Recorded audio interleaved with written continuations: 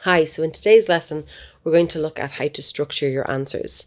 So we're going to start by looking at how to write a strong topic sentence and what that means, how to structure a paragraph, how to use your sentences effectively, and how to link back to the question throughout your answer. So first of all, what is a topic sentence? A topic sentence is a sentence that makes a clear point while linking to the question. It appears towards the start of your paragraphs. And what's the benefit of a topic sentence? Well, in the last video, we looked at the PCLM marking scheme. And I told you that the marks awarded for P, or clarity of purpose, or how well you answered the question being asked, dictates how well you do in the other sections of the marking scheme. So if you stay focused on the question, and you can do that by using a good topic sentence, that'll help you to score a higher mark.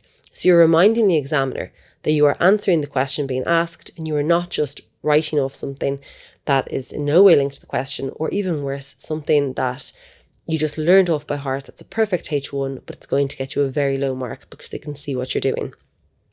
So let's take a little example of a topic sentence. So a topic sentence makes a point that links to the question. So this question, I've taken it from the single text section for King Lear. And the question is, Shakespeare ensures we are never left feeling utterly pessimistic. And pessimistic means downtrodden or feeling very negative. Using one scene from King Lear as evidence, comment on the validity or how true this statement is.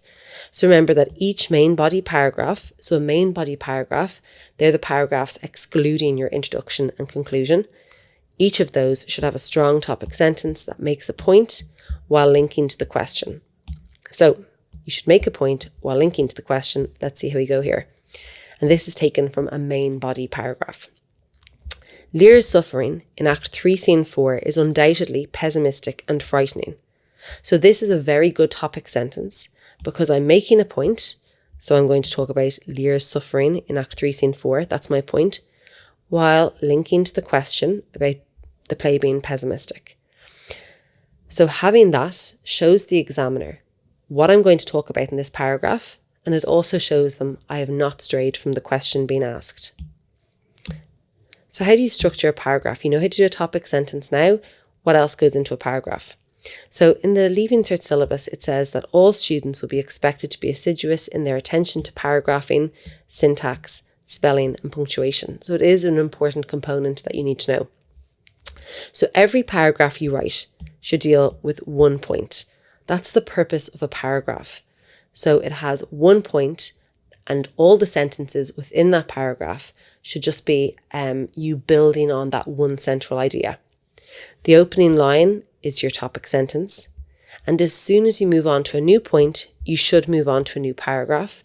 And you do so by skipping a line.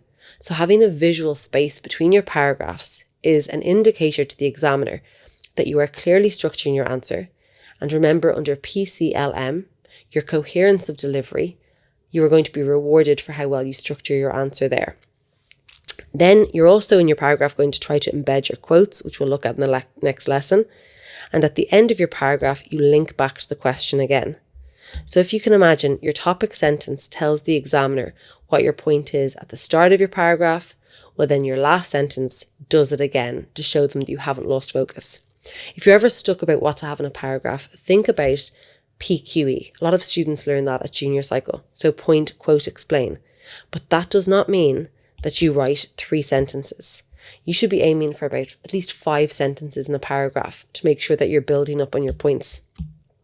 So instead of PQE, that's a good reminder, but how do we build on that? Try this structure. So the first thing you're going to do is you're going to make a clear point that links to the question. So that's our topic sentence. Then you're going to explain your point, then you're going to embed a quote, which we'll talk about a little bit later.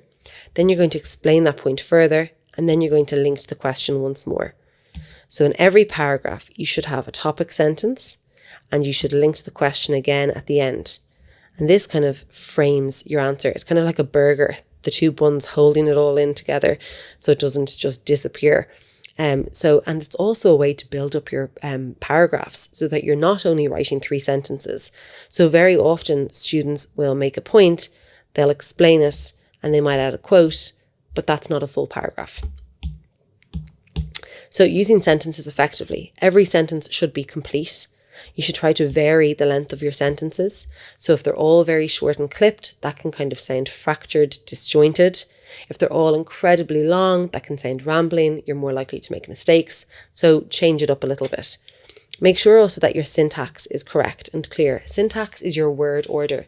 So in this first example, I loved that movie. Nice, clear syntax. And the next one, that movie, I loved really watching it. This kind of sounds a little bit like Yoda. It's not very clear what's being said. So keep your syntax, your word order, nice and straightforward. So linking back to the question, just a reminder, at the end of every paragraph, you link once more to the question, and what's the benefit of that? So it's kind of, we don't just do it for fun. Why do we do it? Well, again, if you remember that the marking scheme of PCLM, that the most marks are going for your clarity of purpose, how well you answer the question being asked. Linking back to the question at the end here reminds the examiner that you should score highly here, that you are staying focused on the question. So for this one, we've already looked at the topic sentence. Lear's suffering in Act 3, Scene 4 is undoubtedly pessimistic and frightening. So I'm going to reiterate my point about this depiction of hardship, Lear's suffering, which tests the boundaries of man's capacity to endure, truly fills us with pathos and sorrow. So I know that I'm talking about the hardship Lear suffers, and that adds to the sorrow, making it pessimistic.